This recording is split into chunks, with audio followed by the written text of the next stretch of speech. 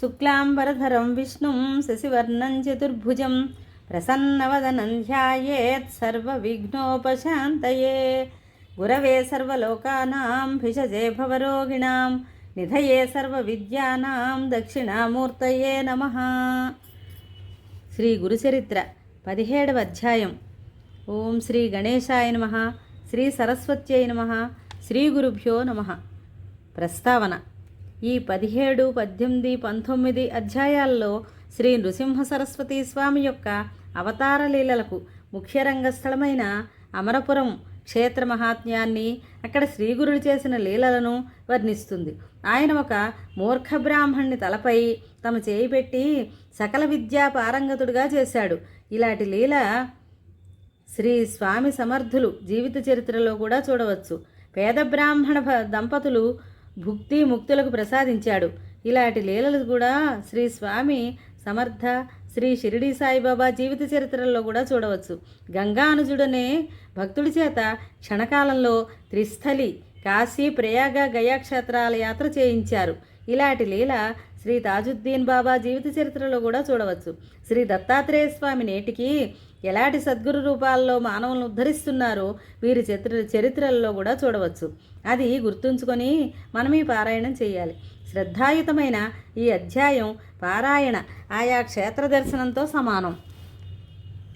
దేవి తనను ఆశ్రయించిన విద్యాహీనుడితో శ్రీగురువును ఆశ్రయించమని చెప్పిన లీల సప్తశృంగీదేవి కాకాజీ అనే భక్తుడితోనూ చిన్న కృష్ణ అనే భక్తునితో స్వప్నంలో శ్రీ మహావిష్ణువు సాయిబాబాలను ఆశ్రయించమనడంతో సరిపోతుంది. దేవతల కంటే సద్గురువు అధికుడని ఈ లీలలకు అర్థం. శ్రీ రామకృష్ణ పరమహంసతో కాళీమాత కూడా అద్వైతానుభూతిని పొందడానికి తోతాపురి అనే గురువును ఆశ్రయించగమనడం గమనార్హం. ఇట్టి ఇష్టదేవతాపాసన విక్షేపదోష నివృత్తి కోసమేనని, ఆత్మజ్ఞానానికై శ్రోత్రియుడు బ్రహ్మనిష్ఠుడు అయిన గురువును ఆశ్రయించాలని ఉపనిషత్తులు చెప్పిన దాన్నే ఈ లీలలు బలపరుస్తాయి. ముముక్షువుకు సద్గురువును ఆశ్రయించడం అత్యావశ్యకమని ఈ అధ్యాయం తెలుపుతున్నది. మానవమాత్రుడైన గురువును ఆశ్రయించిన వారిని కూడా ఆ రూపంలో అనుగ్రహించి తరింపజేయవలసింది సద్గురువేనని క్రిందటి అధ్యాయంలోని చివరి లీల తెలుపుతున్నది. శ్రీ సాయి తామే సకల సాధు స్వరూపినని భక్తులకు అనుభవం ఇచ్చిన లీలనెంతగానో ఇది పోలి ఉన్నది. కనుకనే శ్రీగురుడు స్వయంగా పురాణోక్తమైన గురుసేవా వృత్తాంతాలను క్రిందటి అధ్యాయాల్లో చెప్పారు. కథారంభం. సిద్ధముని ఇంకా ఇలా చెప్పారు: నాయనా, మబ్బు వేసే ముందు చల్లగాలి వీసినట్లు గురుకథ వినడంలో నీకు అది వినిపించడం వలన నాకు ప్రీతి కలుగుతున్నది. శ్రీగురుని భక్తుల పాలిటి కామధేనువు కల్పవృక్షమో అయిన ఈ శ్రీ గురుచరిత్ర చెబుతాను విను. శ్రీగురుడు కృష్ణాతీరంలో బిల్లవటి వద్దనున్న మేడి చెట్టు దగ్గర శాస్త్రోక్తంగా చాతుర్మాస్యం చేశారు. అది వినగానే నామధారకుడు నమస్కరించి, స్వామి, భగవంతుడిని అయిన శ్రీగురుడు తపస్సు అనుష్ఠానం ఎందుకు చేశారు? అందరికీ అన్నీ సమర్పించగల ఆయన భిక్ష చేసుకోవడం ఎందుకు అని అడిగాడు. సిద్ధయోగి, నాయన, భగవంతుడైన శివుడు త్రిమూర్తి స్వరూపుడైన దత్తాత్రేయుడు భిక్ష చేయలేదా? మహాత్ములు తీర్థయాత్ర చేయడము, తపస్సు చేయడము కానీ, భిక్షమెత్తడం కానీ భక్తులను ఉద్ధరించడానికి, సాధకులకు సన్మార్గం తెలియజెప్పడానికి మాత్రమే చేస్తారు.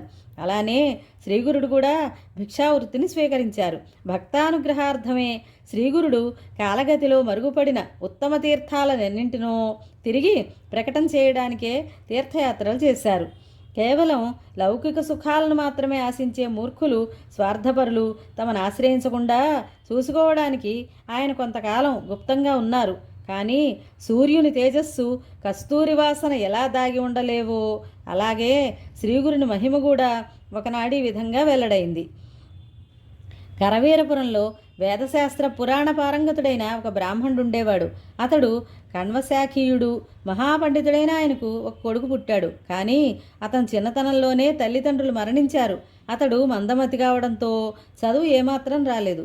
మేనమామ గ్రామస్తులతో కలిసి అతనికి 7వ సంవత్సరంలో ఉపనయనం చేశాడు. కానీ మతిమరుపు వల్ల అతడు గాయత్రీ మంత్రానుష్ఠానం కూడా చేయలేకపోయేవాడు. ఉపనయనం చేసిన 1 సంవత్సరం సంవత్సరానికే మేనమామ కూడా మరణించడంతో అతడు అనాథుడై భిక్షకెళ్ళేవాడు. ఊళ్ళోని జనం అతన్ని ఒరే మందమతి, అంతటి మహాపండితుడి పేరు చెడగొట్టిన నీవు ఎందులోన్నా దూకి చావరాదా? నీ జన్మ వ్యర్థం. విద్యావంతుడు వయస్సులో చిన్నవాడైనా అతను ఎక్కడికి వెళ్ళినా సోదరుని వలె విద్య అతని వెంట నుండి అతని కీర్తి గౌరవం లభించేలా చేస్తుంది. అతని శరీరంలో సర్వదేవతలు నివసిస్తాయి కనుక అతడు వయోవృద్ధులకు కూడా పూజనీయుడే. విద్య లేనివాడు వయస్సులో పెద్దవాడైనా అతన్నెవరూ ఆదరించరు. విద్య లేని నీవు పశువు కంటే హీనం అని హేళన చేసేవారు. అతడందుకు బాధపడి, అయ్యా మీరు చెప్పింది నిజమే, నేనేం చేయగలను? పూర్వజన్మలో నేను విద్యాదానం చేయలేదు కాబోలు నాకు ఈ దుస్థితి ఏర్పడింది. దయతో నాకు విద్యను అలవడేందుకు ఉపాయం చెప్పండి అని ప్రాధేయపడేవాడు. అతనికి విద్య చెప్పి చెప్పి విసిగిపోయిన విప్రులు, నీకిక జన్మలో విద్య రాదు, నీవు భిక్ష చేసుకుని బ్రతకడానికి కూడా పనికిరావు, నీ వలన నీ వంశమే భ్రష్టైపోయింది అని నిందించేవారు. ఆ పిల్లవాడు తన దుస్థితికి నిస్పృహ చెంది ఇల్లు విడిచి బిల్లవటి చేరి కృష్ణానదికి తూర్పు దిక్కున ఉన్న భువనేశ్వరీదేవిని దర్శించి అక్కడ ప్రాయోపవేశం ప్రారంభించాడు. అలా 3 రోజులు గడిచినా ఆ తల్లి దర్శనమేయకపోయేసరికి అతడు పట్టరాని కోపంతో తన నాలుక కోసి దేవి పాదాల వద్ద పెట్టి, అమ్మా నీవు కూడా నన్ను అనుగ్రహించకుంటే రేపు నా తల నరికి నీకు సమర్పించి నీ ఎదుటనే ప్రాణాలు విడుస్తాను అని చెప్పుకున్నాడు. నాటి రాత్రి దేవి అతడి కల్లో కనిపించి, నాయనా నాపై అలగవద్దు, కృష్ణానదికి పడమట తీరాన ఉన్న మేడు చెట్టు క్రింద తపస్సు చేసుకుంటూ ఉన్న సన్యాసి సాక్షాత్తు శివుని అవతారం, అపార శక్తిమంతుడు, నీ కోరిక తీర్చగలడు అని చెప్పింది. అతడు వెంటనే నిద్రలేచి బయలుదేరి శ్రీగురుని దర్శించి సాష్టాంగ నమస్కారం చేశాడు. శ్రీగురుడు ప్రసన్నులయ్యి అతని శిరస్సు మీద తమ చేయి ఉంచి ఆశీర్వదించారు. అతనికి వెంటనే నాలుక రావడమేగాక సకల విద్యలు సిద్ధించాయి. కాకి మానస సరోవరం చేరి రాజహంసగా మారినట్లు, పరశువేది స్పర్శతో ఇనుము బంగారమైనట్లు శ్రీగురుని హస్తస్పర్శ వలన ఆ విప్రకుమారుడు మహాజ్ఞాని అయ్యాడు. శ్రీగురుని నివాసం వలన ఆ స్థలం మహామహిమగలదైంది. శ్రీదత్తాయ గురవే నమః. శ్రీ శ్రీపాద శ్రీవల్లభాయ నమః. శ్రీ నృసింహ సరస్వత్యై నమః. శ్రీ గురుచరిత్ర 17వ అధ్యాయం సంపూర్ణం. స్వస్తి.